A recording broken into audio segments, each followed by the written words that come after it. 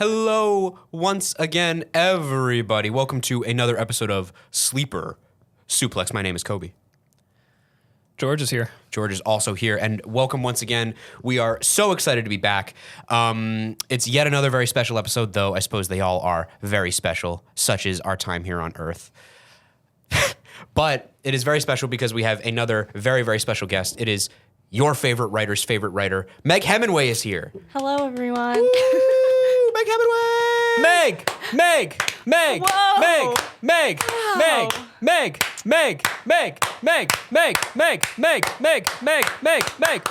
Tell us about yourself. That was the hype up I needed There we today. go. We're wow. Tell you about myself? Yeah. What do you do? What's your title? What are you working on? What's up? My title, I guess, writer. I'll say it. Capital W writer. I currently work at Screen Rant, entertainment website. I write about movies and TV shows. I'm trying to be a tour guide in Boston. Love. But no one's booked my tour, so I guess I can't really say that I'm that. And I just wrote a fantasy novel, and it's coming out on July 13th. It's called The Last Prince of Aurora. And Where is it coming out? It is coming out on Amazon. By Megan Hemenway, The Last Prince of Aurora, July 13th. Woo! Would you Published by whom? Myself. Whoa. Self-published. Yeah. Self-published. Yeah. Yeah, it's a really big move to self-publish. I'm very curious where it takes a lot of confidence to do it. Where are you getting your confidence to do such a thing?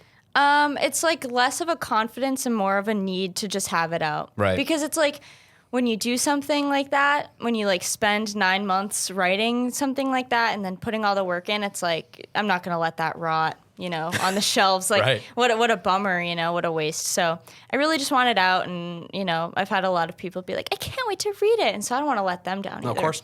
But yeah, it's really like I want to start, Yeah. get on the path to authordom. So What if you were to give us a very quick little description, because we obviously want to leave some of the imagination so people will go buy this book. George and I have actually coincidentally had a chance to read this book. It is yeah. it is Yes. phenomenal. It's really, really great. thank you. I would love I to think it's hear. awesome. Yeah, I would love to hear you, Meg, give a description, a sales pitch. What is it about in so many words? Sure. So it takes place in a fictional city where half the population can see in black and white and the other half see in color.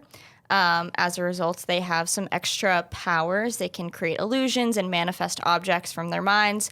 But the main plot is about a young man named Jamie who, after being exiled from his hometown for 13 years, comes back with the goal to kill the mayor, who's also his father, and make the city run by the people who can see color. That's awesome. Yeah. What inspired the concept of that? So Are you a big fantasy person? Yeah. So I, when I was a youth, I'd watch a lot of YouTube, BookTube in particular, and so any BookTube. any book that these BookTubers would read, I would read, and so I would just, consume these series, and they were a lot of fantasy series, like your Mortal Instruments, that kind of thing, Harry Potter. So I've always been a fantasy person, and then just over the years, I've always had story ideas. And that was one that I had a long time ago. Just this idea of, it was like a two-pronged idea. It was, people seeing in black and white versus color, and then people being able to like walk through dreams or like affect dreams. And so ultimately the dream part got cut out. But I decided I wanted to write a book, and I was like, okay, let's go through the catalog. What can we do here? What's most like profitable? What would people want to read? And I thought that was like a pretty strong fantasy idea. And so I just spent a lot of time kind of trying to flesh it out and adding different like bits and baubles that I had thought of over the years into like one cohesive story. So there was never like one aha moment. It was sort of just stitching together a quilt that became this book. Yeah, so. isn't that what it always is too? Yeah, always. Yeah. Like I've noticed that I'll start writing something and I'll be like, I really enjoy doing this, and then I'll think about it and I'll be like, but it's missing something. So you're going back in your notes and you're like, what can I add that would spruce it up? Where can I add some dimension to it? So I have to imagine that writing a book, like where you've been plotting it for as long as you have and you've had the general interest to do it for so long, you have so much backlog to be like, and I think this would work here. And I'm sure there are characters in your book that you had ideas for years ago. Oh yeah, and totally separate. Like it's definitely like that. Like when I sit down and think, okay, I'm gonna, make an outline, I'm gonna think of this book idea, it's like a mixture of like in the moment brainstorm, like, okay, this could be an idea, this could be an idea. And then also like mentally going back and being like, okay, could I use this little scene that I had or this character that I had? So like, you know, in The Last Prince of Aurora, there's 4 POVs. And so originally it wasn't supposed to be like that, but I had all these characters in my head. I had a, like an escort type character in a cabaret type setting. And I was like, okay, that could work. And then I had the main couple in their kind of climactic romantic scene. And I was like, okay, those are 2 people. Let's do that. So it all sort of is a mix of past and present. Yeah. I'm curious as to what your approach to writing is, because you're early 20s, basically fresh out of college. Yes. You work full time. You have bills to pay. You have family, friends, responsibilities. Yet you just finished a novel. Yeah. And you're in the process of self-publishing it. Now, when it comes to writing advice, there's a lot of famous authors who will say things like, oh, you just have to do it. You have to do it every day. If you're not doing 1,000 words a day, you're not committed. Or there's the complete opposite where it's like, oh, it'll just come to you. Like, I don't know what happened. It's like something just took my hand and wrote the book for me. I don't know how it happened. Where's your stance on that spectrum? How did this come about as a busy young person? How are you able to actually discipline yourself to finish this? Well, I think first and foremost, I am an overambitious person. So I was like, you know, this is just another thing to add to the docket. But I think, like, if you want to write a book, like, the one thing you need is to commit. Like, you have to seriously be like, okay, I'm going to write this book. And it doesn't matter if you skip, you know, every day in a week and you don't write anything. Like, if you're still committed to doing it, then I think that's the key. And I think it's like a mix of those things. Like, you have to be, you know, you have to have a plan and you need to, like, really sit down and do it at a certain point, because no one's going to write your book for you. But there is sort of a magical sense of it. And that's, like, kind of the core of keeping yourself going. Like, if you're not enjoying it, if it doesn't feel like magical and like you're doing a good job, then you're not going to want to finish it. Right. So it's like a matter of keeping yourself disciplined without burning yourself out. Like, you know, just hitting your bare minimum so that you're not like, it doesn't feel like a chore. Like, I had to do a lot of, like, adapting myself so that I could finish the book. Like, you know, I would have hours in the afternoon that I could be writing, but the thought of doing it filled me with dread. And I was like, if I actually just push it until the very end of the night, and I keep that in my head, then it's like, okay, time to write a little ditty, and then I'm done. Yeah. And I'm like, okay, I accomplished something, and then that kept me going. I think that's an underrated way of approaching it. I think that writing, quote unquote, doesn't always have to necessarily be writing. Yeah. Like, you don't actually have to be sitting down, continuing where you left off with words. Sometimes, like, say you write for an hour every day. And like you said, you know, I try to write every day too. And sometimes it's just absolutely dreadful. Mm-hmm. But those are the days where I have to stop myself. And, like, maybe my writing for the hour isn't actually trying to put words down. It's just, like, squiggling a line on a paper and thinking about what I'm going to do for this next part. And a big thing that helps with that is music. Yes, because I was just going to say that. Yeah, it's like certain types of music, especially because we both do fantasy. Mm-hmm. Kobe does dribble, but I'm sure that there's a type of music for... It's true. I'm kidding. No, I publish children's books. It's true. I love Kobe's writing. Me as well. I also love bullying Kobe. It's my favorite thing to do. I'll get him back off air. There's nothing more inspiring than your misery. I know what his car looks like. Where this is going to be a very different story in a couple hours. Whenever I don't see Kobe for a long time, I have severe writer's block because I don't have any of that negative energy to get out off of me and then place onto Kobe. So it just all sits in me. And to me, and I don't want to speak for you. To me, it sounds like I should be getting royalties whenever he fucking writes something in that case. That seems probably about right. Yeah. No, this podcast. Your royalties are me satiating your masochistic needs. This is a perverted sentence that he just said.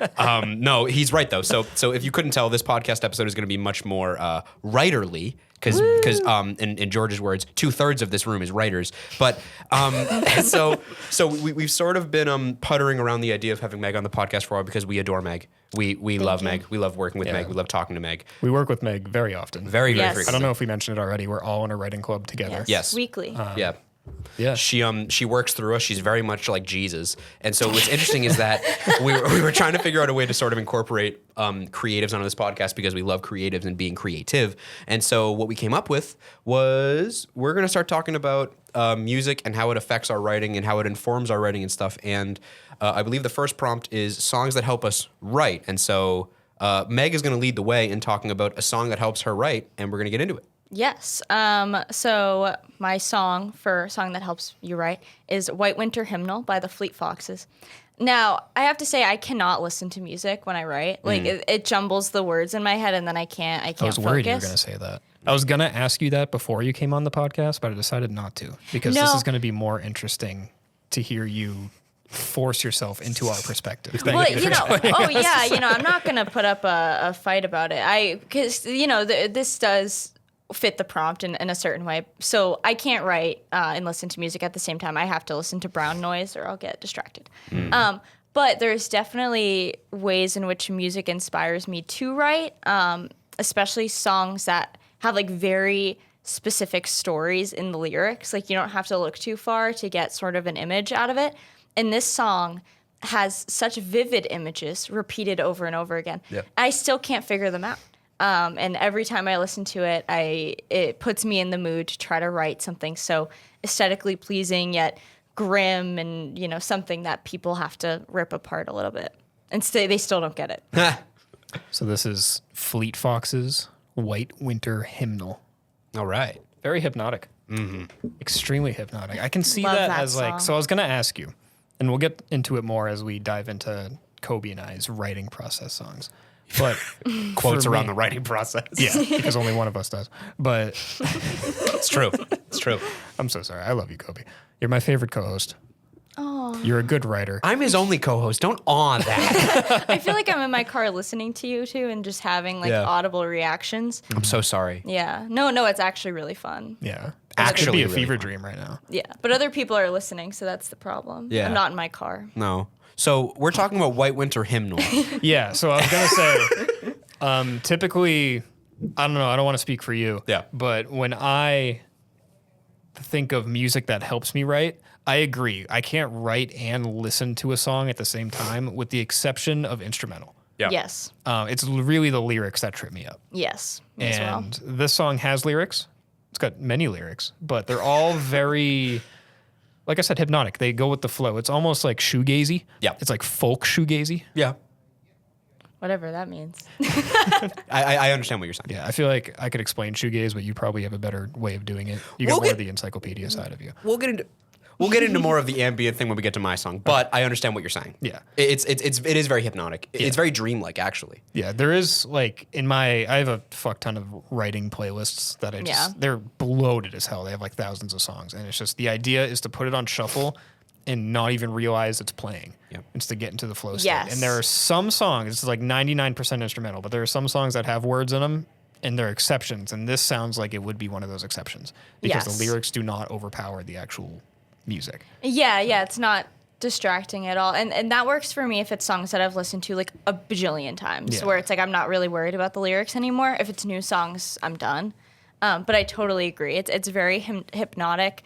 The thing for me about this song is the lyrics. So like what kind of a story is this song telling? Like there's just so many key words, who's Michael, and they're the pack, and so that makes you think of wolves, but you also think of like, a pack of people, right? And then, the red scarves and the heads falling in the snow, but the vibe is kind of happy. It's not a sad song in the slightest. Like the beat is, happy in a sense. And then it just keeps repeating itself. Why is it repeating itself? There's just so many questions for me. And then the images are so stark that whenever I listen to it, I'm like, I want to write something like that. Like, what does it all mean? Yeah, I mean, when you had said off air that we were going to do that your first song was White Winter Hymnal by Fleet Foxes, I was stoked because A, great song. Yes. B, I love the Fleet Foxes, and I think that they sort of get pigeonholed as like, oh, that's the band that Pentatonix covered, right? Yes. They're like, oh, they're the ones that did White. They are so awesome. They're awesome. They're a great folk band. I adore them so much. This song specifically is it's awesome, like you say, and it's awesome, like you say, George, where it's very meditative in a way, where you're sort of sitting there and you're able to sort of cast off the lyrics as being like part of the way the instrumentation flows, because it all feeds into each other in that way. And the lyrics are very mysterious and scant, as you would say too. But one of the things that I caught this time around is I fucking love that kettle drum that plays on the very bottom. Oh, yeah. Like the deep bass, just like boom, boom, boom, the whole way. I fucking love that. I love it. It's awesome. It's really short. It's really sweet. It's very very visceral too. I love would fall and turn the white snow red as strawberries in the summertime, because that's so visceral, and when you think about it, it's so gory, and yet it's just so, like you say, it's so very sweet and like it's really, really fucking cool. Yeah, Fleet Foxes have a good voice where they sound modern, but it also kind of sounds like a village. Yeah. Yes. Absolutely. Very yeah. much. You know, like I could hear these guys singing over like a witch burning or something. Yeah, it feels very like Ring Around the Rosie. It's like, the lyrics are, on the surface, it's like, oh, strawberries, But then when you like really listen to it and you get the, the plague background part to it, you're like, oh my God, like this is really aggressive. It also reminds me of The Secret History, if you've ever read that. No. I didn't really like that book, but it's like the S-tier dark academia book. Right. Oh, okay. About, these elite students at a college and Fiction and some, crime ensues. But it's like this image of like, these kids. It also gives like Dead Poets Society. I just love that like dark academia murder energy it's giving. And I feel like songs don't often give you so much yet so little. It's interesting that you got academia from, because I totally got like if you wanted, I think George and I are just wired in the same way in this way, because I totally got like flower power cult. Oh, Totally. interesting. Totally. See, I couldn't get that with the snow. I wouldn't be able to get that. But I feel like you might just be more optimistic than George and I. I think maybe we just like our different crimes. That's true. I was at work the other unrelated. I was at work the other day and I was playing my oldies playlist, because they let me like take control of the radio that time. And one song that came on that no one knew what it was a really lovely song, very folky 60s sort of flower power thing. No one realized and no one said anything. That was a Charlie Manson song that just happens to be on that playlist. And Charlie Manson, underrated musician. We're not going to get into it. Underrated. But yeah, so it's insane to me that you listen to him for pleasure. That makes brother, my you stomach haven't heard. hurt. You haven't I heard. have heard. I have heard. This song is great. I've also seen you disown people for lesser crimes than stabbing pregnant woman to death. Okay, a couple things. One, Charlie Manson did not stab Sharon Tate. Two, I know he did by technicality. I don't avow the murder of Sharon Tate, and it was bad. Period. Yeah. And I don't advocate the stabbing of the La Biancas either, who are owners of, I believe, a grocery store chain. Mm-hmm. I don't think any of it's good. And I want to be on record in saying Charlie Manson was bad. Good. Hot take. So the Fleet Foxes. Now, yeah, no, it's great. I mean, shit. Closing remark. You have anything else you want to say about them? I'm sorry. I just think that if I was in like a writer's block and I needed something to get me out of it, the Fleet Foxes would help me get out of it. I think I would try to write that song in a story and try to do something with that. But they did it perfection. So yeah. Fuck yeah. Awesome. Before we move on, I'm going to read 2 comments from the comment section of Fleet Fox's White Winter Hymnal. This is from You Are All Real Fecking Boring. They say, that drop is so throat tightening.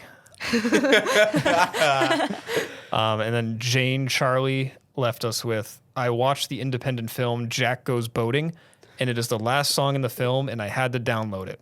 I'm 77 years old.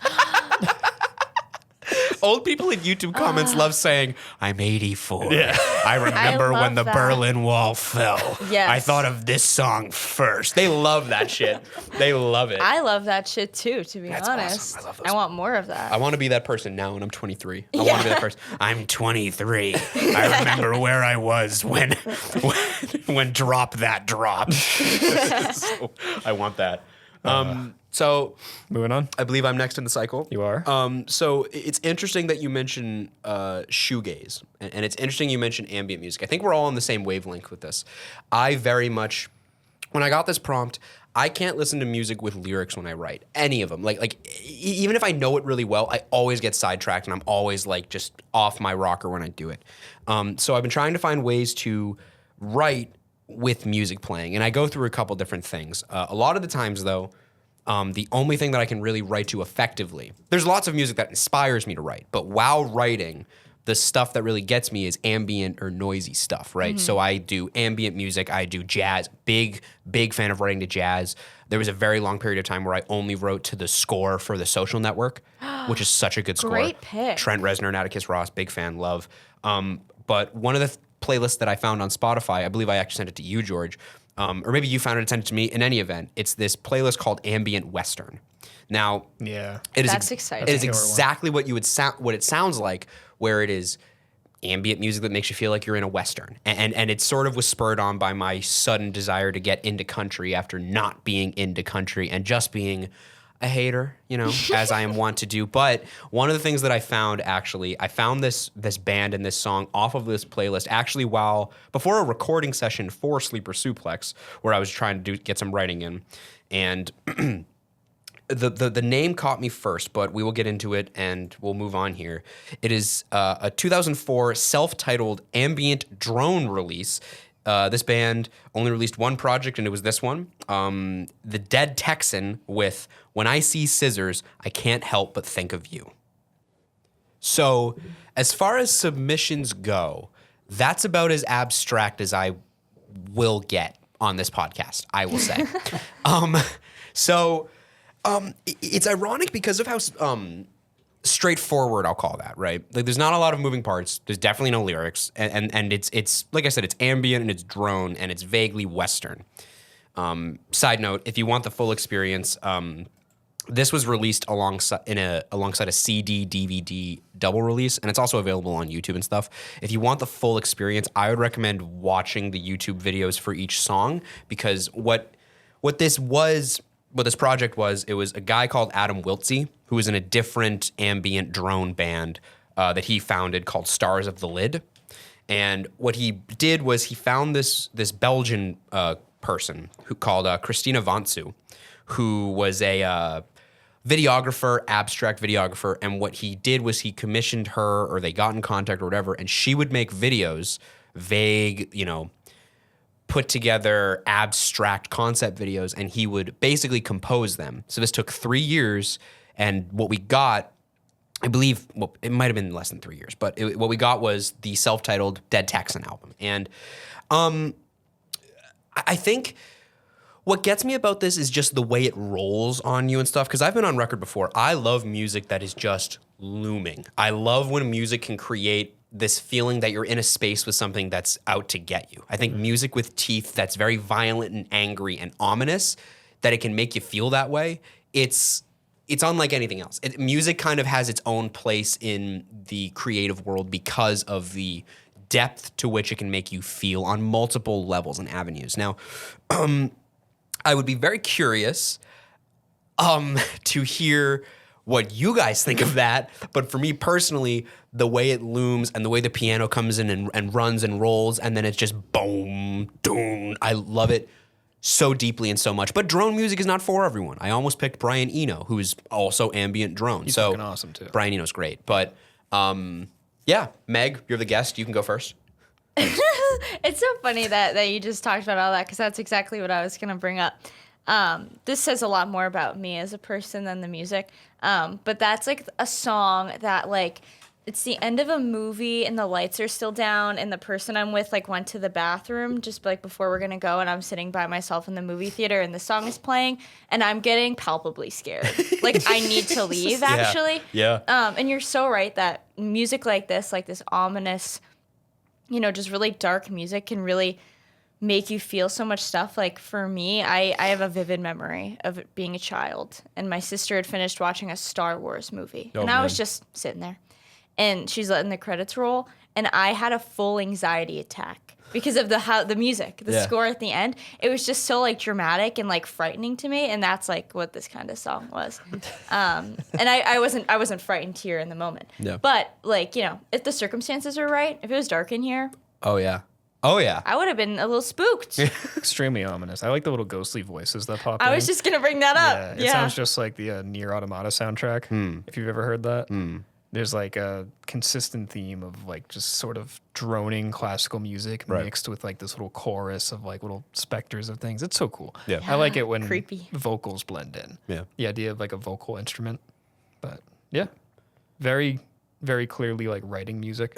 Also good reading music, I would say. If this was like 20 minutes long, then I could fucking fall asleep to this. Lots of Brian Eno is very long for, I think, that exact reason. He has an album called Songs for Airports. Okay. And I was listening to it and I legitimately felt like I was like, yeah, I could totally see this in an airport. Yeah.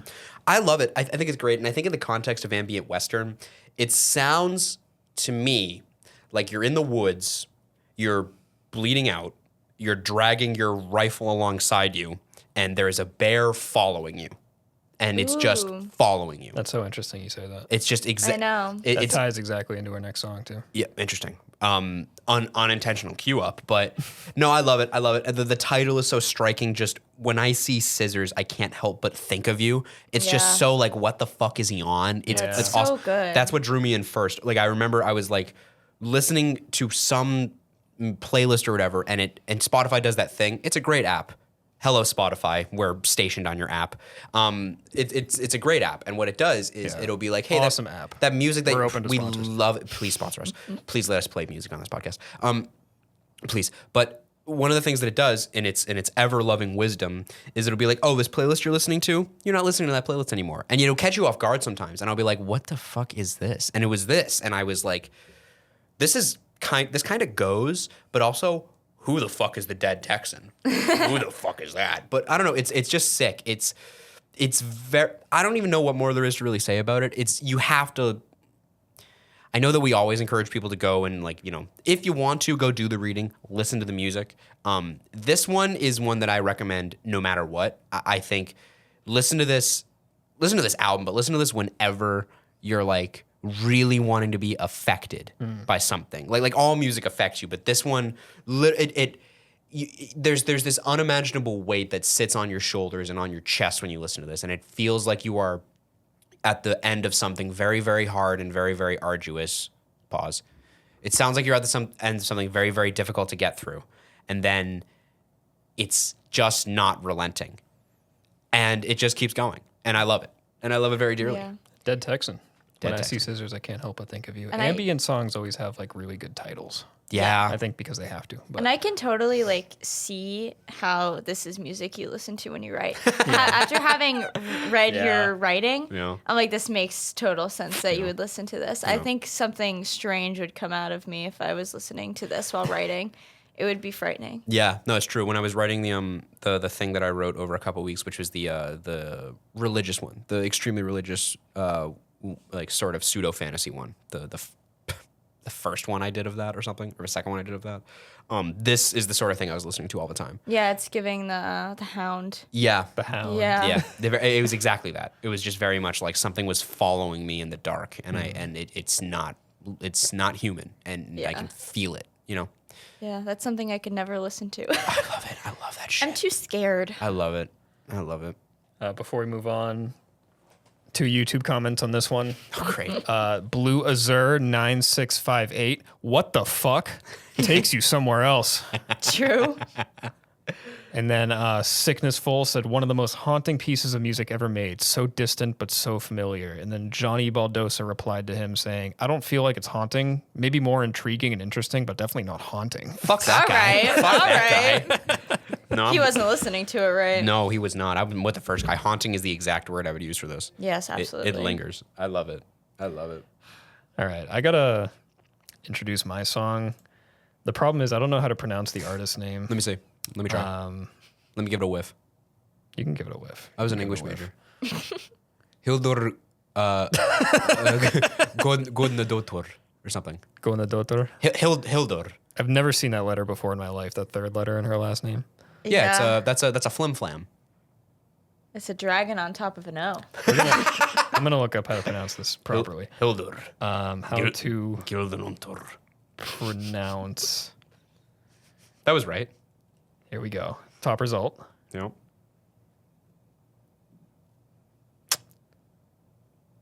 Here we go. Here we go. Go ahead. Here we go. Go ahead. One more time. Hold on. Hildur Guðnadóttir. Guðnadóttir. Guðnadóttir. Guðnadóttir. Guðnadóttir. Easier than we Hildur, thought. if you're listening, we're so sorry. So she is a orchestral ambient sort of composer. I say composer because most of her discography is soundtracks. She did the soundtrack to Joker. She did the soundtrack to Chernobyl. She did the soundtrack to Battlefield 2042. Wow. She did the soundtrack to Tar, which I think won an Oscar. The Joker one definitely did. Yeah. Wow. Woman Talking. Wow. Haunting in Venice. There's a lot of shit. So she's accomplished. Very Yeah. accomplished. Mixed within this plethora of a resume, she also has solo projects. It's very much the same type of music. It's still like ambient sort of orchestral soundtrack music, but they're just hers. They're not attached to any movie or anything. There's one called Saman. I'm assuming I'm pronouncing that right, but it's Saman. And it's just, the album cover is just a picture of like this green water little bog. And when I was writing a story of mine called Fear, which is all about Vikings and nature and primal shit, I'm like, I needed something to really get me in the mood for that. Because my writing process for that one in particular was because it was such a weird headspace. I would genuinely just put music on, shut off all the lights, and like get naked, and then just start doing Viking poses and like really trying to buff up as much of my muscles as possible just to tear them down. You know, imagine that there was wild animals stalking me in my own bedroom. That sort of thing. Yeah. Eating grass. Absolutely. You know, like go out, chop down a tree, and then put it back in place, that sort of thing. But that was a long story. That was like 80 pages long, I think was the final Yeah, draft that's a of long it. one. And I'd say 75% of the time that was writing, this album was on repeat for that whole process, which really sucked for the people in my life. When I had aux, and I would just put my on repeat playlist on, and it was just this ambient, like, instrumental What a car ride. haunting album. Yeah. What a car ride. This is by Hildur Guðnadóttir. There you go. Fuck yeah. I Drilled did. it. There was a lot of songs that I could have picked, mostly because I can't distinguish them from one another because I'm just so used to hearing the ambient album as a whole. But this one's called Bear. It's Baer, but it's that letter where the A and the E are combined. You know what I mean? Yeah. Like the one that Elon Musk's kid has in their name. X12. What is he? I know they love. I think it's pronounced Ash, right? Like the character. The A and the E. people like him mixed shouldn't be together. allowed to reproduce. No, I don't mean the kid's name is Ash. I mean No, I know. You know what I'm saying? Yeah, I know what you're Baer. This is. I Bear. know what you're saying. We're going in the bear. We're going to the bear. It sounds like there's something like chasing you in the woods, but it's very smart. Yeah. Like not like a violent chasing. It's just like the realization that, you know, you wake up from camp in the morning and you look over and all your food's eaten and there's just a little pair of eyeballs in the bush. And it's just like waiting for you to get naked and go swim in the river or something. You know?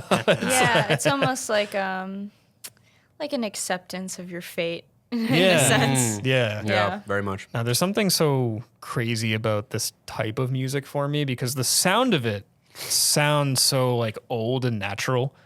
I don't know about you guys. It sounds like the woods, Yeah. which is crazy considering that to actually compose something like this is like such a human advancement. You know, think Yeah. about all the instruments involved, the patterns, the actual ability to like write this music out and perform it. It's so completely the opposite of what it sounds like, Yeah. which sounds like you're fucking in the middle of the woods. And that's why I think I liked it so much. It kind of had that balance of like, it's ambient and it's moody, but it's also so tight and so well put together that it kind of kept my brain on track for things. Kind of like how lo-fi works, where it's like, this is very clearly humanly crafted to an extent. So it almost puts you in like a workflow state. Because like, no matter how immersed you get, you're still staring at a Google Doc. Yeah. So you need to be in touch with both of those realities at the same time. I think this does it for me. No. But that's all I got to say about it. I No, also I- think Bear's a cool name. That's sick. Yeah. That's awesome. You know, I totally agree. I think I listen to a lot of lo-fi on YouTube just to like not have it be silent when I'm doing other things.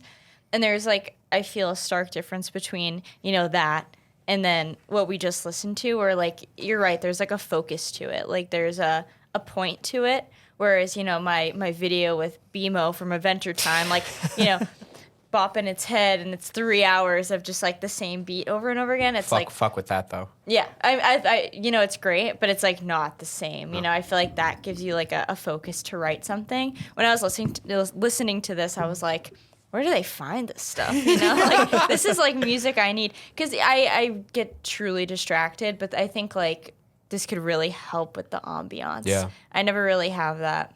I'm completely in my head with it. I love how you and I have played 2 ambient songs back to back, and yet they feel worlds separated from each other. Because I think when people think of drone music, because it's not very, people don't go out of their way to listen to drone music on like you're saying, a drive. No one would be like, well, I mean, maybe, but in general, like they won't, right? So I think you can very much feel where these 2 pieces were composed in, which I think is what I love so much about drone, and why I think it kind of lives right next door to another genre that I'm very fascinated by, which is musique concrète, which is ambient, but it's like much more not stuff that's intended to be music, but is turned into something musical. Where this one feels very much like you couldn't tell by the name, and you couldn't tell by the way it feels like you're in a Viking movie. This is an Icelandic composer, where Dead Texan is, if you couldn't tell, from Austin, Texas. That's where they like originated that sound, and you can kind of feel it. And I think I love strings. I love heavy, lumbering strings, and you get about what sounds like 15 violins being violent at each other. It's so sick, and to me, it felt like one of the most well known, and I don't know how accurate, Viking rituals is the sending the corpse off in the boat and setting it on fire. Yeah. This sounded like I was.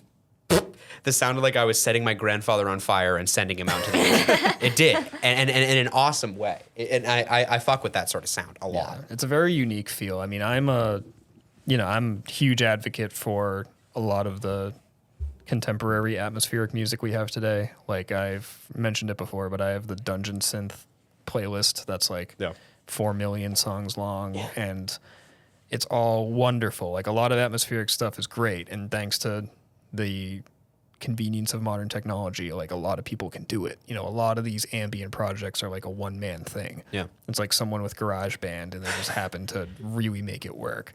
But I think what I like about Hildur so much is that she fits perfectly into that group, but her style in particular has such a concreteness to it. Yeah, it's so like, this is real. Like these are real ass instruments. You can hear it, and even though there's nothing crazy, like there's no crazy vocal sample going on, there's no sort of like synthetic loop, it's still just like the actual vibration of the literal bow on string going on. You can hear it. It's weird. And it, like, if I could play the whole album, I would have, but it really does flow as a whole. This is just a 3-minute bite of like a 45-minute project, and the whole thing just sounds like a big long death in the woods, and it's fucking cool. That's true. That's my writing music. I think something that I heard is, I think it was a general essence. I don't think it was like a quote, but the idea of it was, there is nothing more magical than being in a room where music is being played. Like there's something so close to divine about, even if it's something small, having someone play the guitar and it sounds like coherent notes that your brain recognizes to be beautiful music, even if it's a coffee house, just hearing that, you go, holy shit. They're over generations of development. We have found a way to string instruments, craft them, come up with the way our hands are supposed to hold the neck of the guitar, strum it in a certain pattern with a certain weight. The strings need to be a certain thickness. All of that just so that I can hear Tom, Dick, and Harry do Hey There, Delilah at the Peabody High Coffee House. It's absurd, but it's so magical. And it's like you're saying, there's something so... I think that the way we consume music, the way we listen to music now, it's so detached. Like someone made this in the 70s, they're dead now. And now I can hear it whenever I want. But something about this, it very much feels like you're watching it happen in front of you. You're sitting at a campfire and it's just happening around you. It really is, it's a level of magic. And I think the more classical the instruments and the more immense the feeling, the more I feel that way. It kind of gets taken for granted how magical it is that we're able to do this, that Hildur is able to do this. It's fucking absurd. And then you heard it and decided for whatever reason to get naked and start doing poses in your room, and then you made something. I was half kidding about that. He was not. And then like make something from that. It's so cool. And I think the idea that all sorts of creativity are linked and it's this one never-ending story that we're always adding on to, adding links in the fence. I've always, it's why I will always worship art. I worship it because of that reason. And if you don't worship it, why the fuck are you trying to make it? You shouldn't try and make art unless you worship it. You need to adore it, you know? No, I totally agree. And I think it's very clear from every selection we had and the reason that we picked it. I think all three of us here worship the idea of creativity and how do we incur more creativity. You know what I mean? Yeah, I said I'm not a music person and I'm not really, like, I listen to music in the car. And that's pretty much the extent of it. But, like, the live music thing is so real. Like, if I need inspiration, like, to see people performing anything, but, you know, live music just gets me in a way that's, like, so different from just, like, throwing on Spotify. I was in Boston yesterday, and even just, like, a couple of people doing Sweet Caroline, you know, a few feet away, I'm like, this is, like, the best. Yeah. This is so awesome because it's so real in a way that it's, you know, just playing the same 5 songs over and over again isn't. Yeah. It's great. All right, so that was songs that help us write. Let's get into songs that we think were written well. Ooh. Woohoo! Which might sound similar, but it's a very different topic. We took a lot of time to come up with this. It was not spur of the moment. We spent Absolutely not. months meditating. Whole 12 hours in we advance. focus grouped it. Yeah. We did. So this is a bit of a different approach Yeah. because a song that is well written could mean anything. Yeah. Could be that the instruments were well written. It could be that the lyrics were well written. And what does well written mean? Is it telling a story? What does that mean? Is it a good, clear, easy to follow story, or is it so abstract but it's still good, so it just makes you feel something? What's the first one, Megan? Oh, you're hitting me with so much right now. So my song is a song that is well written to me in terms of lyrics. It is a song that is like an epic journey for me. Every time I listen to it, I'm like, here we go. Oh, shit. I'm sorry. Not to cut you off. No, don't worry about it. I forgot to read comments for Bear. Oh, give us before some we go. comments. Let's go back. Let's rewind the tape. I'm doing this for every song. This is a new bit. It's a new bit. Very quickly. We're trying out some Pure different Cursed 2 says, I can finally fucking sleep now at least. And Ogunzun Pinar Basi says, greetings from Turkey. Oh, good. And let me tell you something. Greetings from Massachusetts. We needed that. Yeah, Thank you. That. Megan, I'm so sorry to cut you off. Don't worry about You it. said that this song is a journey. Yes. It takes you to a new place. It's an epic journey. Every time I turn it on, I'm like, all right, now we're going to go on this story. There are so many lines in this that hit every single time I listen to them. I am a person that I like to sing to my music, and I like a song that is challenging to learn the lyrics to, where there's a lot of very specific words, and then you have to kind of try to really practice and get it all together. And this is one of those songs that, like, I listen to this constantly for like a year. So yeah, this is presumably Dead Arm by Sidney Gish. This album cover is nuts. Is it the Ed Buys Houses one? Yeah. Dude. It's fucking sick. There's like a photoshopped cat that's like multicolored. Oh, yeah. And it looks like they're in the AC Moore like colored t-shirt section or something. Or is that Wow. yarn? What am I looking at? That's yarn. Yeah. That's yarn. Well, and then if you look at like the skyline underneath, like it's kind of like a water. I think the artist went to college in Boston They as did. well. Northeastern. Yeah, and that's another reason why I love this song. The fucking Prudential building's in the top left. Yeah. That's the fucking Prudential. It And connects to the Boston common girl in me. dinosaurs are in the bottom right. And it's so funny because this is so not what I would think of if I thought of a song from Boston. No. No? Oh So- no, it's giving a different view. Yeah, it's you know? not nearly racist enough. Presumably Dead Arm. Sidney Gish. Talk your shit, Meg. I love that song so much. Yeah. There's just so much going on there, such a story, so much to unpack, and the way she writes it is so unique. So many unique words and turns of phrases, and the way that everything kind of like the flow of it. I love. She says something about my brain is like a toddler, took a spill and ran into a tree. You know, that kind of thing is so great. And then there's like, your kind of lyrics that, there's ones that are unique and ones that are like just kind of you'd expect them in any song, but they still hit. It's like, I want to know the lyrics that you think of when you're high. Like, that's definitely like a hitting point. So this is just a song that I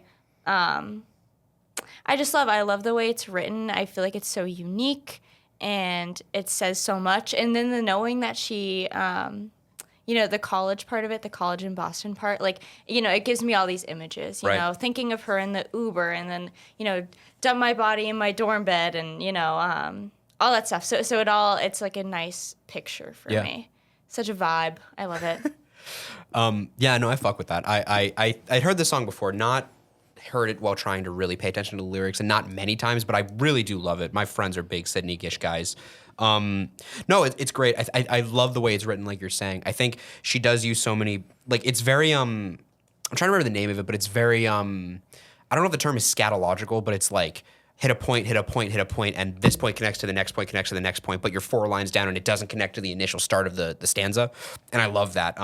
She says, he's tripping balls, he's tripping testes, love. Yeah, so good. LSD post-wisdom teeth, love. Like, got lost in the shower, barely knows the hour, want to know your passwords without changing them in preferences. It's very sensory. Like, she's not saying a lot of stuff that's very concrete in the way of like, you've made me sad. This is how you've made me sad. This is how I'm going to get over that sadness. It's not like that, but she's very much like talking about this level of detachment she has in her emotional relationships and her love life.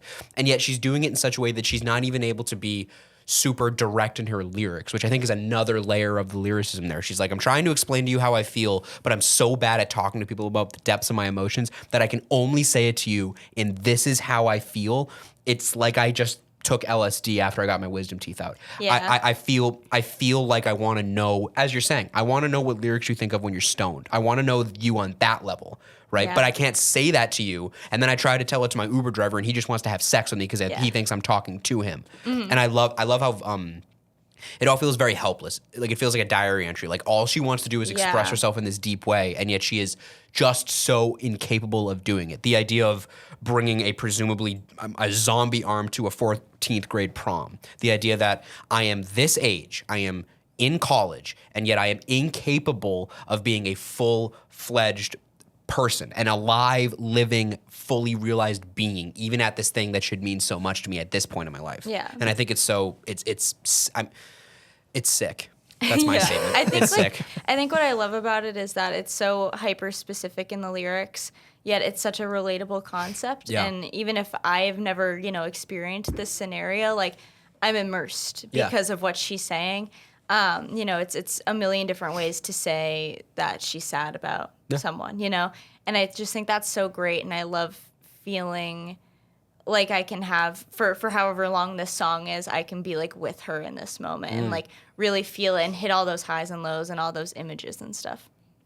Yeah, it's that coming of age sort of sound, but without the typical trappings that like someone who's deliberately going for a coming of age sound would fall into. Usually like you hear lo-fi girl singing over strumming guitar about her hometown in high school prom, and you think like, oh my God, this is going to be the most glitzy, like, bubblegum, oh my God, boys like me, boys don't like me. But like the stuff that she's talking about is like, it's delivered in such a way where it's still soft and very enjoyable, but it's also just like harsh reality type of shit. Like, young girls getting preyed on by Uber drivers. Having someone who's tripping balls and then trying to cover it up by making it playful, like, oh, he's tripping testes, when in reality it's like, this dude's fucking tripping. Yeah. You know what I mean? Like, I think that really appealed to me because I like the sound of it. I love how she sounds, Juno. She sounds Ladybird. She sounds it's like one of those types of movies in my head, but it's real. Yeah. It sounds very real. This is all shit that I knew was happening to people in high school. This is stuff that happened to me in high school. This is like, Uber drivers hitting on me all the time, that sort of thing. They love him. Yeah. They can't get enough of him. He can't go on Ubers anymore. Well, he sits in the front seat and he grabs him on the leg. He's asking for it. Yeah, that's true. I'm waiting for a lawsuit. But kind of going off like the last song we listened to as well, like it has that real instrument sound to it. Mm-hmm. And there was kind of like a microphone feedback buzzing going on during the whole thing. Like that sort of like grainy crackle. And I love that shit. I'm such like a slut for horrible audio quality. That's why this podcast sounds the way it does. But I think atmospherically, it really succeeds. And like you guys said, it does a good job of being relatable while also giving you the feeling of like a movie. Like it's fantasy real life. Very, very well done, well written. Yeah. We've spoken on this podcast before how we you and I, and I have to imagine you now based off this song, we're very attracted to imperfect songs, right? Like songs that you can feel like you just spoke about it with actually in contrast to Hildur, like with Hildur, in that it feels like a human being made this, right? Because I think musically speaking, I think I've never been a talented musician. I know that shocks you. Never really been great at it. Select choir in middle school, no big. But when it comes down to it, I've never tried to express myself through music. But I think one of the things that a lot of these sorts of creative practices tie us into each other with is we're always trying to explain something that we are incapable of explaining in so many words, or we think we would be. It's that Franz Kafka quote. I am trying to explain something that is inexplicable, something that I feel in my bones that I might literally only be able to feel in my bones. Yeah. Right. We're always trying to get that out. Like people who make stuff, Sidney, Gish, you guys, I don't write, stuff like that, where it's very much trying to explain something. And I think there's an extra layer of texture that comes when it's like, this is someone with a guitar who probably could have recorded this in their dorm at Northeastern and then just went into GarageBand and edited it and did this and cut it up here and did this and that. And it works. And it works so well because it really does feel like she's sending you an audio file. Like I've had people send me audio files of them singing music, like while I've been stoned. And it's in that Playboy. I'm telling you right now. Oh my God. Let me tell you something. We'll talk off air. The point is, the point is, in that moment, right? You're sitting there and you're like, I feel like I know you on a level that I was always destined to know you. I feel as though I have, for one moment, gotten inside your brain, which is something because that's the thing. Humans are only as close as their skin allows them to be. You are never inside another person's head, even though you want to be. And it's horrifying. But in moments like this, you get to go, no, you and I are very similar. And I'm never inside your head, but I can totally see that part of your brain where you pulled that out of. Mm-hmm. And I love shit like that. Yeah. We talked about it with If Only You Were Lonely, the replacement song, however long ago, the Neutral Milk Hotel song, however long ago. It's very much like that. And I fuck with it. Yeah. The instruments add a lot to that because we give words a lot of power. Yeah. To the point where we forget that their power does have a limit. Like we often think that because words can describe and explain pretty much everything, that gives them the ability to convey exactly how you're feeling, which isn't always the case. So adding instrumental layers on top of that, and even audio quality can be used as an instrument to an extent. So she does a good job of combining the two. Yeah, I think this is like a song that comes very close to feeling like I read a whole book about a person. Yeah. Or watched a whole movie or watched, 100 hours of content on a person, but it's in just, a few minutes. And that's what I like most about it. I feel like so many songs can just be, poppy and whatever, and you listen to it and it's over. But this is a song that, I feel like I had an experience. So, yeah. Yeah. Shout out Sidney. Shout out Miss Gish. Shout out all the Gishers out there. To all the Gishers. For comments, we got PGYWS5137 who says she seems. They say she seems nervous. It's cute. Just kind of weird. Leave her alone. That might have been the Uber driver. And then you got Mr. Soft Palms. Oh God. Who says this shit is gas for real. Me and him would get along. Yeah. I think he and I would be friends. Mr. Soft Palms. Surprisingly, not the creepiest one out of these two. Whoever makes the cover for this podcast, whenever it comes out, someone needs to be called Mr. Soft Palms. And I'm fine if you make it, I make it. I'm fine with it being me. I've always been told I have soft palms. Me too, actually. Oh God. What does it say about us? You're gonna have to duel it out. Yeah, you think so? We're gonna have to out soften each other's palm. Let me feel your palm. Let me feel your palm. You do have soft palms. Thanks, sir. I've been told I have baby hands. I don't think so. So my Not song. with that much hair. I mean, that's real. No, you're real for that one. No, you're real for that one, bud. Yeah, you have Cro-Magnon knuckles. What are you talking about my fucking hands for? Knuckles? Yeah. What the fuck is that even? You got mean? monkey hands. Wow. There was no laughter in his. He looked at me I so know. straight. This is getting intense in here. We'll talk about this off air. What's your song? My second song. So, Kobe's got the ABCs by Coco Melon up next as his well-written song. I just really love being reminded of the ABCs. So recently, Steve Albini tragically passed away very, very young recently. I think he was 51, 52. He was very young. So in that moment when he passed away on Twitter, everyone was passing around stories of he helped produce this band and he gave this artist advice, and everyone was talking about how unapologetically him that he was. So because of that, I was going through and I was like, I'm not really super familiar with Steve Albini. He produced In Utero, which is, you and I have spoken about it, I think on air even. In Utero is the best Nirvana record. It should have been in the Apple Top 100 instead of, never mind, we're not going to talk about it right now. That's a different podcast. In Utero to me it's one of my favorite albums of all time. And it's so well produced because of how he steps away and he lets the artists be themselves. And so I was going through and I was like, what else has he produced that I might have heard about? He produced Something, which is my second track. He produced the album Magnolia Electric Company, which is a 2003 alt-country album. Now, as I said before, I have sort of been trying to refrain from my hater ways with regards to country. So I've been trying to expand myself there. And I came across this song called Farewell Transmission. It is the opening track off of Magnolia Electric Company. This is Farewell Transmission by Songs, Ohia. All right. So. Good reverb on that. And speaking of this band, this song, this project, all of it, we also have to mention that this was written by the man who was kind of at the center of Songs Ohia. Because Songs Ohia was a project started by this guy, Jason Molina, and all the other artists and instrumentalists and vocalists and stuff kind of circled around him, and it was a revolving door a little bit. It was more or less a pen name for him, kind of.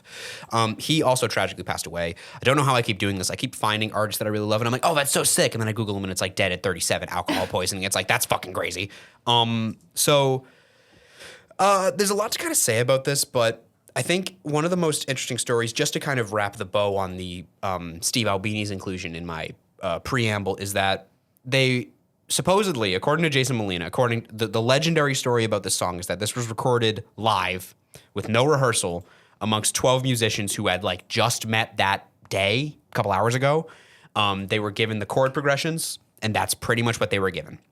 And so they would record it live, and if the recording got too loud, Steve Albini would get out of the booth, walk over to the recording part of the studio, and he'd open a door. Or if it was too loud, he would close a door or whatever, and he would adjust stuff, basically just making it work. And at the very end, when Molina is saying, listen, supposedly they never spoke about when the song was supposed to end. It just tapered down. So when Molina is saying, listen, the band is kind of watching him and supposedly starting to taper down their instruments just based off of him cueing them to taper down. And then they all magically, according to Molina, just stopped at the same time. And he said it was one of the most heroic recording moments of all time. It was made up of unscheduled musicians, completely live, completely improvised. So that's just kind of a background story on that, because I think that adds to the texture of it, just the idea of all these people. We've spoken about it this entire podcast. People creating art just spontaneously based off of chain links that they don't even know are there. And this is just such an ultimate piece of spontaneous music and art created all at once. But songs that are well written. Now, could I tell you everything the song is about? Fuck no. Could I tell you in general how it makes me feel? Yeah. It appears to be a guy who knew all along that whatever he was doing, this journey that he's on, was always going to end the way it ends up ending, in death, in this idea of not being able to fully get his point across and stuff. And yet in spite of it, he has to walk the path he walks. He has to go out and do it. In terms of, if you want specific lyrics that I've had stuck in my head since I heard them, here comes midnight with the dead moon in its jaws. That's fucking sick. I don't know. It's the way that they say long dark blues, will-o'-the-wisp, the big stars falling at the end. I love it. I love the way it sounds. I love the deep voice that's at the very base of that chorus and how it comes in just a little bit early. I love I will resurrect it, have a good go at it. I'll streak his blood across my beak, dust my feathers with his ash. I can feel his ghost breathing down my back. I mean, I could talk for hours about this song. That said, that would be a boring podcast. So, what do y'all think? No, I totally agree. That's a well-written song there. I had to pull up the lyrics because I was like, what am I doing? And then you stole all the lyrics I was going to talk about. Damn you. We'll say them again, Meg. Go ahead. Well, I mean, echoing off Kobe's point. Yeah. the dead moon in the jaws. Come on, man, that's so good. But this is like so evocative. It made me think. It's very literary. It's such a like hero's journey type of song, like what you said about, this protagonist, knowing that the journey is like at an end and it was a hard journey, but this is how it has to be. And it's like that kind of a idea could feel terrible, but it feels good in this song. And it's sort of like, telling the listener, like this is just how it is. And it's like a sort of calming, supportive thing. And I just love the images it made me think of. It felt very like out west Joan Didion, like, kind of like a desert sunset, purple sky kind of a thing. And it just made me like bop my head. I was like, wow, this is great. This is really fun. And I like that it doesn't have like a traditional structure. It's just like going at its own pace. And with the story you told, that's just so awesome. Yeah. What a sick moment. Sick moment. Indeed. Yeah. No, that was a really fast 7 minutes. Isn't it crazy? Yeah. Was that 7 minutes was 7 long? minutes. That was 7 minutes long. Wow. But it takes you on a journey. That's Right. like the whole thing.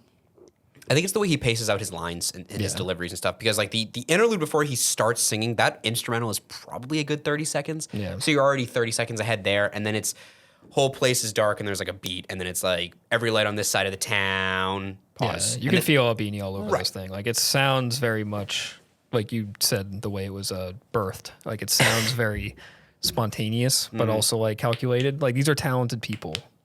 And it's almost like jazz, but it's like rock jazz, where it's like you hear these instruments just like weaning in and out, and like you can almost hear them find the groove. Yeah. And then you can hear the like fingers falling into place of like, oh, okay, this is working. This is working. Let's stick with this. Yeah. And the whole time, the singer almost sounds drunk, but like that peak drunk, like in a good way, where he's like, this is just spilling out and everything's working the way it should. And it was a much more satisfying listen than I thought it was going to be based on your Description. based on your prelude into it. Like I was thinking it was going to be like a really fun experimental time, but this was like a really solid, tight, structured song. Yeah. I recommend this album. Very satisfying. Yeah, and I The recommend this guitars album especially. so much. The guitars are all over this thing. Like it's such a alt country. It's so interesting because I feel like alternative as a genre, it's defined by what's absent in alternative. Like you would define something as alternative if you can't come up with a name for it, right? It's a negative connotation as opposed to like rock. Okay, this is rock. Rap, this is rap. Drone, this is drone.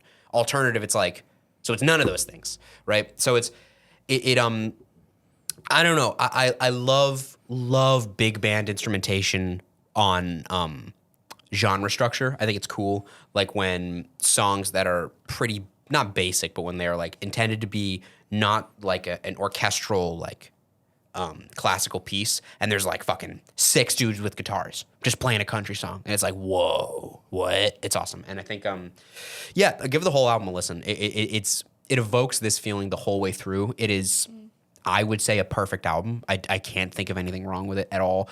If you listen to the deluxe edition, you can hear just Jason Molina doing Farewell Transmission, and it's great because it's just him, but it's so much more scant because it is just him and a guitar, and yet he still has that way with his voice of evoking this like desperation, this drunkenness sort of thing. And it's ironic because he passed away from complications due to alcoholism. Yeah, that'll do it. Yeah, so it will. But yeah, Super simple, is it? No, it's not. And yeah, he's awesome. This whole thing is fucking sick, and I wish I could. If I loved it less, I could talk about it more. Yeah. Okay, Jane Austen. It's like the 10th time he's used that line in the history of this podcast. And it's been clever every time. It's a great line. It's a great line. I also just love the title. And then when he says it at the end, I was like, okay. It's like when they say a name. Great. It's like when they say a name in the movie, and you're like, oh, Yeah. this is a Planet of the Apes. That is the Last Prince of Aurora. Oh my god. It's true. Yeah, it's like, it's a cliche, but it definitely when that part hit, I was like, it all clicked for me. Yeah. And it's satisfying is a great word for it. Especially after 7 minutes. It's like, it's all leading up to that. Yes, absolutely. It's a quick 7 minutes. Every time I've listened to this, I'm like, oh, I really want to listen to Farewell Transmission. Do I want to be focused on a song for 7 minutes? Yeah. And then I'm 5 minutes in and I'm like, Oh, shit. yeah. All right. Orly Yarly No Why says Lawn Dart Blues. Much to consider. Yeah. Many people are saying. D. Louis B says Bullseye to the Heart. Yeah. Yeah. I love that guy. Someone on the Genius comments, not to steal your thunder, someone on the Genius credits said, I think it's about global warming. Cool. Yeah. All right. All right. All right. My song just switched last minute Whoa. because you said the word country and it made me think of country stuff. And I'm like, I'll throw a curveball in here. All right. I'll torture Wow. Megan a bit. No, I like country. Yeah? You don't know my country lore. You like country rap? That's questionable.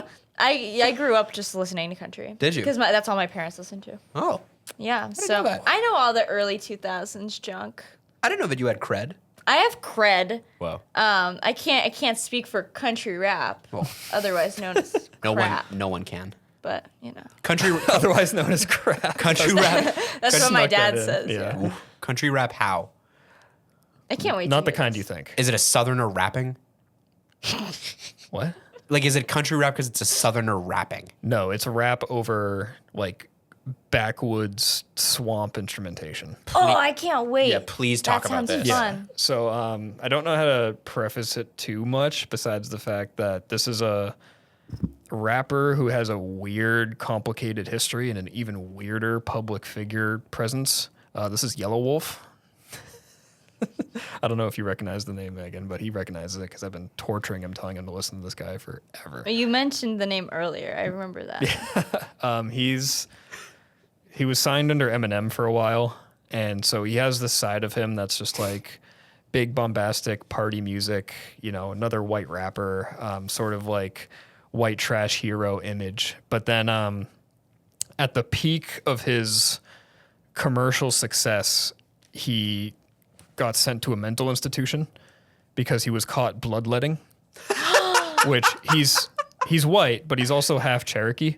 Whoa. And so when he was having a tough time with drug abuse and other bad things in life, he decided that one of his therapeutic practices was to drain his own blood.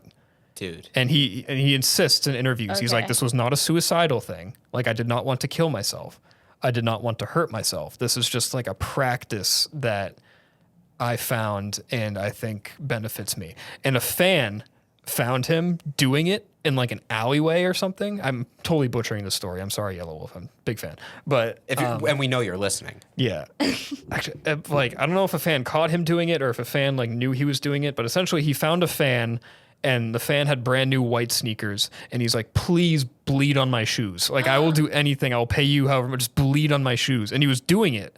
And at the moment he was doing it, his dad showed up with police and they're like, this is proof that you're suicidal. So we're locking you away in a mental institution. Oh my God. And so this album came about during that time. And this album was horribly marketed by Shady Records. Like, the actual album release was used to promote like an Eminem album instead. It was just like buried. They didn't want to touch it.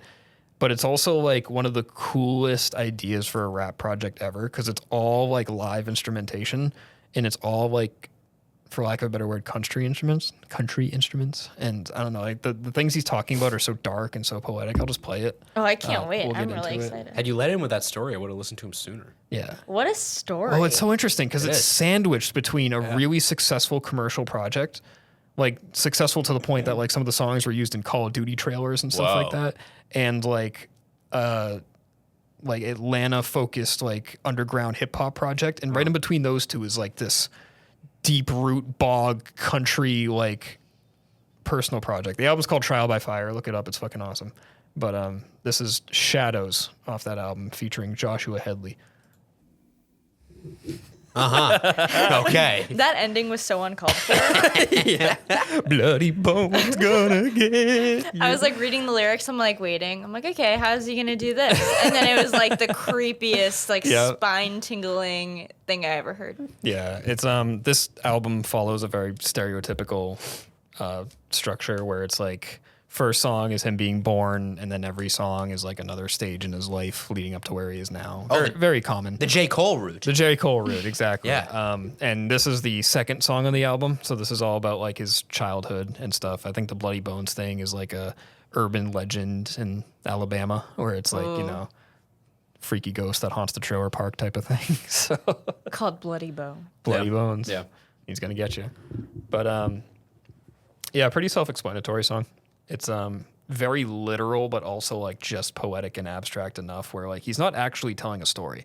He's not genuinely saying anything. He's just giving you details about the environment, and you fill in the rest. Like if you grew up in a house that looked like that, smelled like that, and sounded like that, it's like, yeah, you're gonna end up a fucking freak too. And it's like, I don't know. It's cool to see someone put this out as the lead single following a huge commercial break that they've been trying to get for a long time. And it's a lyrical peak. It's musically very interesting and impressive. I think there was like 3 different beat switches going on, and like you get these trap drums hitting in over fucking boondock witches harmonizing. Like it's creative, and I like creativity.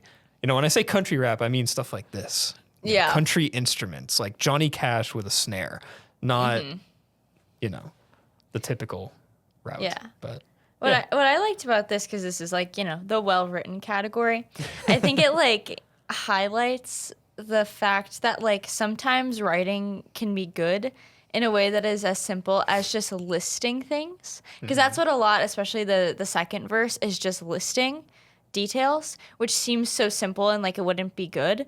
But it's like so evocative, and when it's, you're right, like when it's all put together, it creates this singular image, and it's so well done, actually. And then, you know, paired with the music and the Boondock Witches, as you say, it's like it really creates this great ambiance. And he really does have like kind of a story structure here too. You know, he's setting the scene, and then he's kind of ramping it up, and then the end is kind of, he's giving you what he promised in the beginning. He became the monster that frightened him. So it's very tight. It all like worked out, and I was excited the whole time. yeah. There's a fucking mandolin on this song. Did you know that? Wow. There's a fucking mandolin. Yeah. Underrated goat. It's very underrated. I don't really know what to say about this song, to be honest with you. It's good. It is good. It's exactly what you guys are saying. It's very, you know what it is? I can very much tell this guy is from under the Eminem umbrella. Something about the way this is structured does feel like Eminem structure. You know what I mean? Like old school. Yeah, like very sensory. Yeah. Very like, this is what the house is like. This is what I'm doing in the house. This is how the house is affecting me. And then at the end of the song, it's like, and now I'm this. You know what I mean? Yeah, and I agree with you on that. But what I like about it that makes it different from the typical Eminem route is that Eminem's like very, very good at stuff like that. But a lot of his stuff relies on the shock value of it. It's like he's going to paint the scene for you, and he's going to put you in the mood, but then he's going to get really in your face with really vivid, gross details about exactly what happened. This is the complete opposite, where nothing about what you're hearing is shocking. Right. You know, he could have said that, oh, I grew up around domestic violence, but he didn't. He said the vinyl's skipping because of the stuff that's going on in the kitchen and stuff like that. And it just leaves you to fill in the blanks, which is arguably creepier for me. Yeah. I mean, my imagination will take this way farther than he ever could if he was being literal. So the fact that he's dancing around it is what makes it so shadowy for me. Yeah. It's the energy of doing a rap song over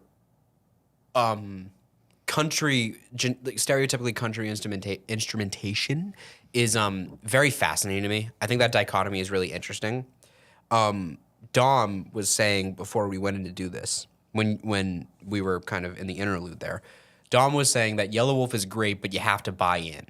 You have to be like, okay, I'm gonna let him do his thing, and I'm just gonna go with him. Yeah. And he's a very compelling character because he's so unique, because he's so against what you would naturally imagine a rapper is supposed to look like and sound like. And I think I'm a fan of the fact that he doesn't shy away from that. Like, Nothing about this song is very stereotypically rap. Like, there is a drum machine, and you can hear like the natural progression of it, and it is a rap song.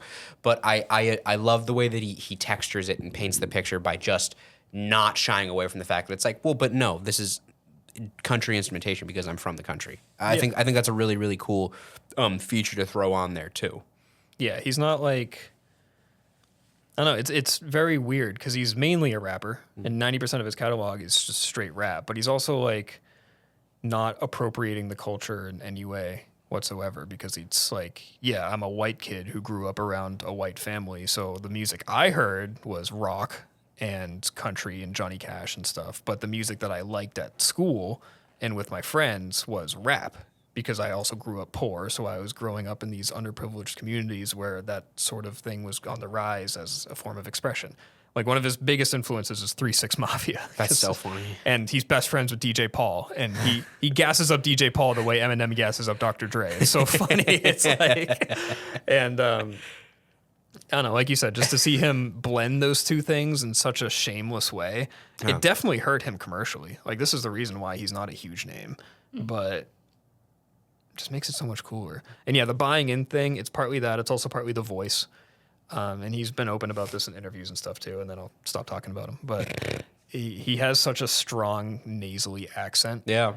And if you listen to like his really early stuff, you can tell he's like being really monotone with how he speaks, because he's afraid to let the accent come out, because he knows it's going to push people off if they hear that sort of like twang in his voice. But yeah, I'm glad you guys saw past it. Thank you. No, I bought it. Yeah. It's cool. It's horrorcore, because this I would call it kind of horrorcore adjacent at the very least, which is kind of why I was listening to it, and I was like, this feels like something. This is not meant to be a dig, so don't take it as a dig. Absolutely not. This feels very adjacent to like something Insane Clown Posse would do. Yeah. And I think Insane Clown Posse is very fun. What? You said, but well done? Yeah. What's wrong with Insane Clown Posse? Okay. Heard. Timestamp. Received. But I think, well, I didn't know that. They're not singing about, you can timestamp this one too. They're not singing about so I just didn't know that. Charles Manson is bad. Thank you very much. Are we going to censor Charles Manson's name? Don't Yes. censor Charles. No, don't censor Charlie Manson. Charlie Manson, Charlie Manson, Charlie Manson. Now your job's Oh harder. my God, it's like Beetlejuice. He's here. No. I love Charlie Manson, but it's a joke. It's a joke. He's just an interesting character. If he told you to kill somebody, would you do it? Who? Chuck? No, yeah, who? Who's he telling me? You? Oh, who would I tell you? Yeah, who's he telling me? Who would I tell you? Well, No, who would he be telling me? Comments. Is that the end of your point? No, it's a good song, and horrorcore is something that you really, really need to buy into. So it's like a bunch of layers that he's fighting with, but he created a compelling song in spite of that, and it's very interesting. Absolutely. And given the fact that it's such a uphill battle he's doing, it's crazy that he gets the budget. Did your mic just cut out? Am I crazy? 1, 2. No, I can hear you, I can hear you now. It cut out for a second. I don't know. Maybe I just missed shifted. It was me then. Tom Ebbs Jama Steroids says this album is pure crap. Was that my dad? Did he comment that? Real Yelawolf haters. Shelly Hernandez 6828 says Athena accepts your diamonds. You make me orange yellow. Heart emoji. Then Charles Hall says Bama, bruh. And that's it. Can we go back to the Athena accepting your? What was that? No idea. What was I that? liked that a lot. Was that a role playing account? You make me Don't know. orange and yellow. Is that what she said? Yep. Yeah. I'm gonna start saying that to people and then leaving the room. It's such a vibe. I'm gonna say you make me orange and yellow and then leave. Yeah. ... That's gonna be the sign off for this podcast if I remember. Oh yeah. Yeah. Love you. You guys make us orange and yellow. Keep that in mind because we're nearing the end. Yes, we so are. we are in the final stretch. We got a little bit of time left. We talked a lot about writing. Yes. Inspired by writing, how we write, things that are well written. Let's just have fun. Megan, favorite song right now? Go. Oh, we're just gonna chill out now. So I listen to a lot of songs over and over again forever. The song I'm doing that with now is the one we're about to listen to. This is a song that came up like how Spotify does when you're listening to something and then it switches completely and they just throw We love you, Spotify. new music at you. Sponsor us, Spotify. Let us play music, Thank you, Spotify. Spotify. And I recognized it from a TV show that I had watched and I liked a lot. And the vibe of the song fit the TV show so well, and I was so impressed. Show? School Spirits. Wow. Yeah. School Spirits? That's School an awesome Spirits. show. I've never seen it, but I'm open to sponsorships. It's a great show. I'll hype it up forever. But Don't do it forever, though. We want them to pay us if you're going to talk about it. yeah, true. I digress. It's a great show. This is a great song. I like the lyrics to it. I like the vibe. And I feel like I was going to say more, but now I can't remember. So you should just play the song now. All right. Doomsday. Lizzy McAlpine. McAlpine? McAlpine? I think. Well, yeah, because it's McAlpine. Because McAlpine. the A is capitalized, so it's McAlpine. McAlpine. Lizzy McAlpine. Doomsday. So that's my favorite song. Wow. Favorite song of all time? Probably not. I don't think I could ever pick that. And I was like, I'm listening to this and I'm like, okay, what am I gonna say? I just think it's like so hard to describe why a song is my favorite, at least for me, because it's just such a feeling and it's like so hard to put into words. But it was so cool to listen to that with these headphones. Telling you. Yeah. I heard so much stuff that I hadn't heard in my car, like so much instrumental stuff that I had never picked up on, which was so awesome. Overall, I just like this song a lot because I like the darkness of it because it's essentially a breakup song, but done in such a way that it doesn't feel that way. And every time it veers into hinting that it's a breakup song, I'm like, no, stop. Please stop. Because I like this like atmosphere of, the funeral and the marching band and the whole thing. It's just so interesting to me. And I love when there's, a repetition, but you change a couple of words and it just hits a little different. I love that. So yeah, I just think it just is very atmospheric and that's why I like it. So, period. It gave me a lot of Phoebe.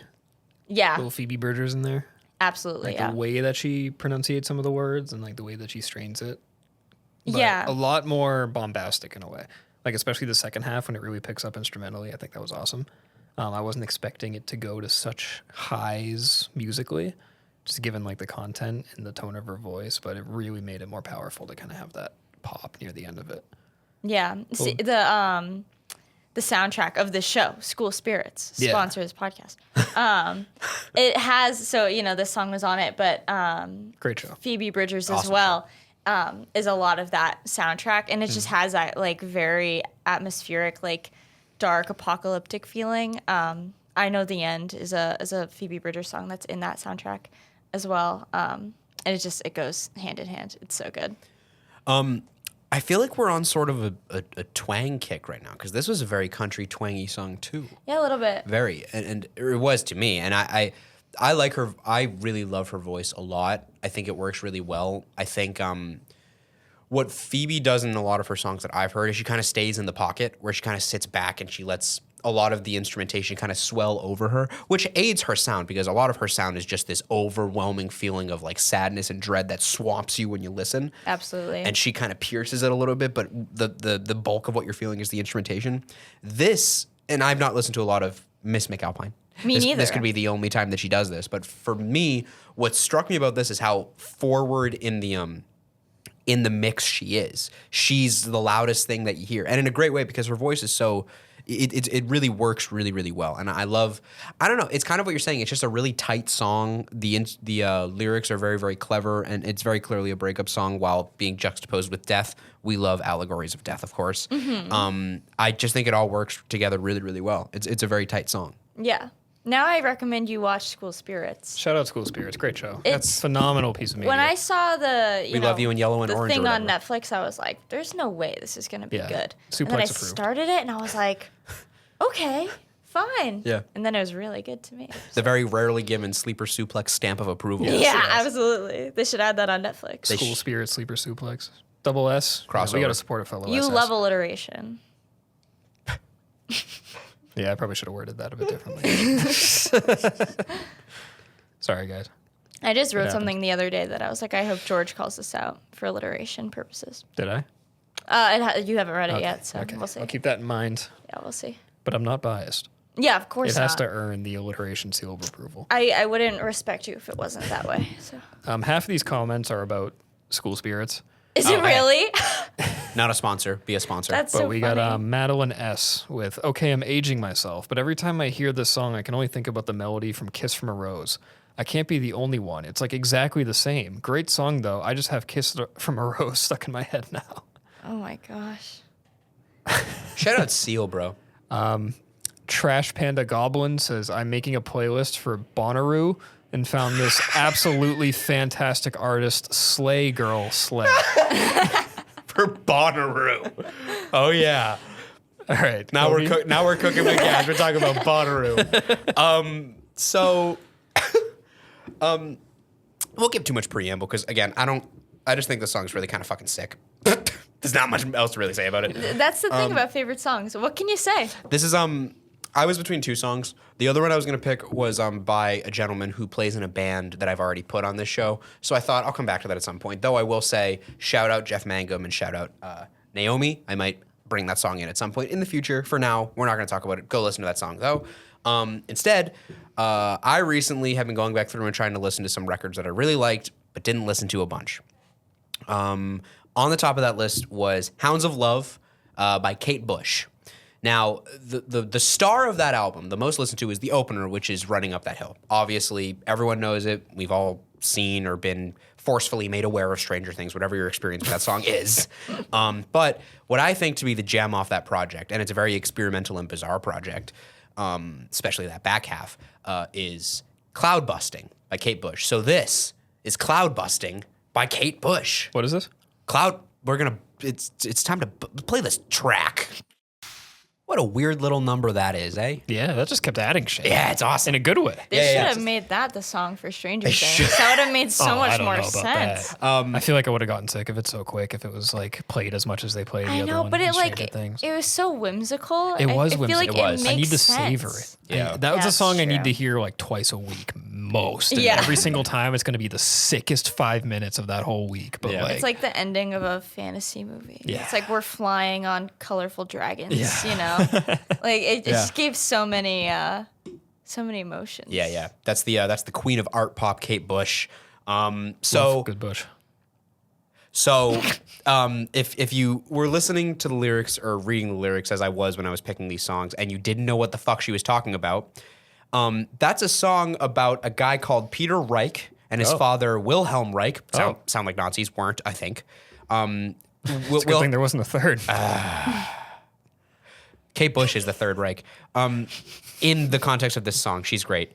I hope. Wilhelm Reich was an esoteric theorist who had specialized interests in energy as a physical form. I promise I don't want to go too deep into this because it give me a headache when I was reading about it.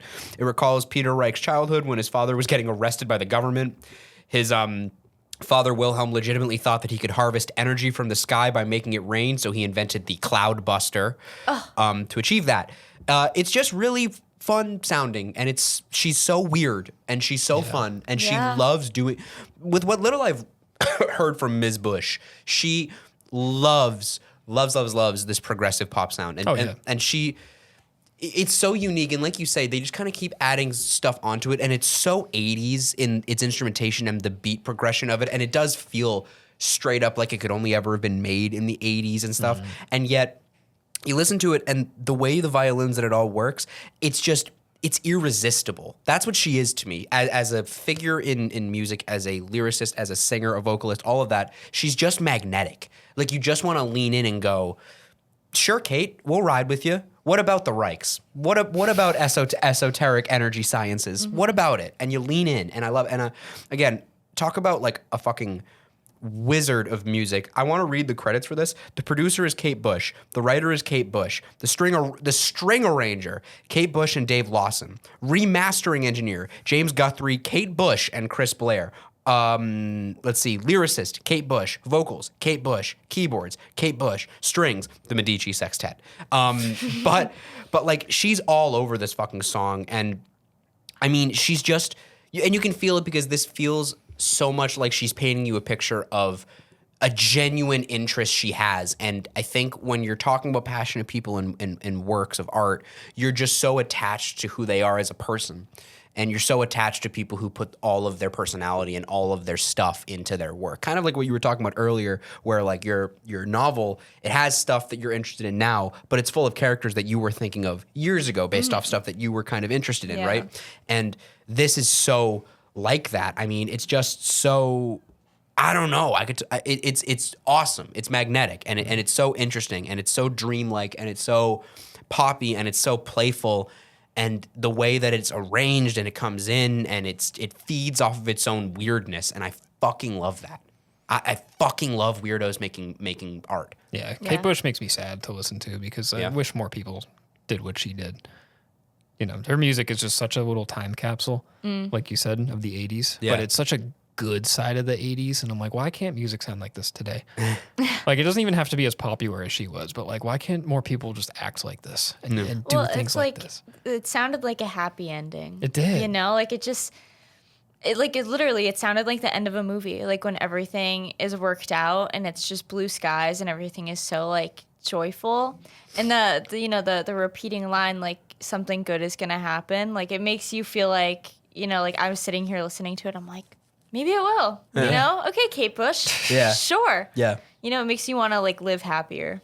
Yeah. She's the second half of this album, I can't remember any specifics of it because it's so bizarre. Yeah. It's so, because this is art pop, yes, which is to say it's very playful, it's very joyous, it's very colorful, it's very, frankly, if I may coin a term, artistic, but it's also progressive pop, which means she's just, in some cases, just throwing stuff at the wall. There's a song on this album that's literally an Irish jig. It's just inspired by an Irish jig. Yeah, Jig of Life. It's just it's an Irish jig with Kate Bush, and it's awesome. But it's so, you know, it's awesome. I wish I could come up with more adjectives. It's just sick. Yeah. You know. This would be killer hearing it like in an Uber on the way back from a wedding or something. Oh, yeah. Like you're drunk in the backseat of a taxi and this comes on, you're like, whoa. Yeah. Absolutely. Yeah, this is LSD on top of a hill. Yeah. You know? Absolutely. That you just ran up. Gary Shepard Dream Gaze Post Punk says, so reminds me of a time me and my wife spent in the Perthshire Highlands in Drake weather camping. And at the end of the Kinloch Rannoch in a deserted tea room at a tiny train platform in such a remote area, next stop, Fort William, we used to get fish and chips at the wee bonny traditional tea room. Wish we had taken the train on a stunning rail journey to Fort William. Maybe we will someday. Maybe. Oh. That was a journey of a comment. Wow. This is what Kate Bush brings out of people. Al Crow 1458. And here I am, 60 years old, finally falling in love with Kate Bush through the beauty of her music because I discovered an old KB CD my wife had for years. I find myself listening to Cloudbusting and weeping for no reason at all. Thanks, Kate. That's crazy. That's really funny. Some of these comments are so fucking insane, dude. All right. Oatmeal on Genius calls this crazy pussy energy. Crazy pussy energy. Crazy pussy energy. Fuck yeah. Speaking of, our final song here. Huh? Fresh off the Apple Music Top 100. Whoo! He's getting into Taylor Swift. We're here. Forget what placement it is. Whatever it was, it should have been higher. Yeah. Little introduction, because to me, I don't know how much this band has in the public eye in terms of like context or whatever. I don't know shit about them. I just think they sound good. This is Portishead with Strangers. Yeah. Talk about fucking take off your shirt and swing it around music. Holy shit. I know, right? We've Shut up, Beth Gibbons. Oh, dude. We've you and I, George, have spoken several times because every couple of months I'll remember that I love Portishead, and we'll like text and I'll be like, "Have we spoken about Portishead?" And every time you're like, "Yes, we've spoken about Portishead." Like, god damn, they hit, because you know what it is. Portishead is one of those groups where you listen to them and you're like, "Holy fuck, how is this not everyone's favorite band? How is this not everyone's pick for the best band that's ever lived, right? And then you like stop listening to them, and then it's like a couple months go by, and you're like, yeah, okay. And then you listen to Portishead again, you're like, what the fuck? Do people know about this? It's criminal that they don't really make music anymore. But they've released 3 albums, one in 94, one in 97, 11-year break, 2008, never come out with anything again. Yeah, I think Beth Gibbons' most recent work was with Kendrick Lamar. She released a solo album this year. This year? Yes. Oh, shit. It's a chamber folk record of all things. Oh, shit. I had no idea. Damn. Under her own name. Wow. So, Meg, you're the only person who I think we have not spoken to about Portishead. Yeah, so I don't know a thing about this. I've never listened to music like that before. It was like throwing so many different things out. I was like, I don't know what's going to come next. But it definitely has like, something to it. It's like you can't, I don't know. I don't even know what to say. Yeah. There's not much I can say either, even though I brought it in. So I didn't agree with you there. I picked it mostly because we had so much emphasis on words throughout this whole thing. And the poetry here is beautiful, but this is also this is a beat. Yes. You're here for the vibes. You're not here for the words. You're not here for the story. You're here for the energy of it. And I don't know, I love the dichotomy of like banging beat mixed with like melody singing. It's so fucking good. Like that's just like stank face head bobbing while you're hearing like borderline opera going on. Yeah. Listen, I'm gonna tell you something right now. One of the things that I think we have really done a good job of purveying on this show is shit that gets you closing your eyes and making like a face like you just smelled something rotten. I could listen to every song off of Dummy and or the you know what it is? I want to give a special shout. Go listen to the Live at Roseland, New York City special that Portishead did. It's one of the best live recordings ever because everyone's so fucking into it and the set list is so tight. And it's Beth Gibbons live, and I have no fucking clue how the hell they did the instrumentation, but it sounds just like the record. It's just live with an orchestra, and it sounds sick. Go listen to that. If you go listen to the studio shit, listen to Dummy first, of course. Listen to Dummy.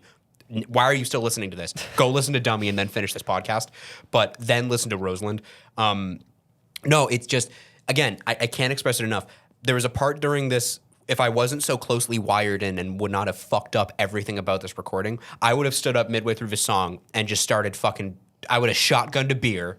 I would have straight up Kobe does not drink beer, for the record.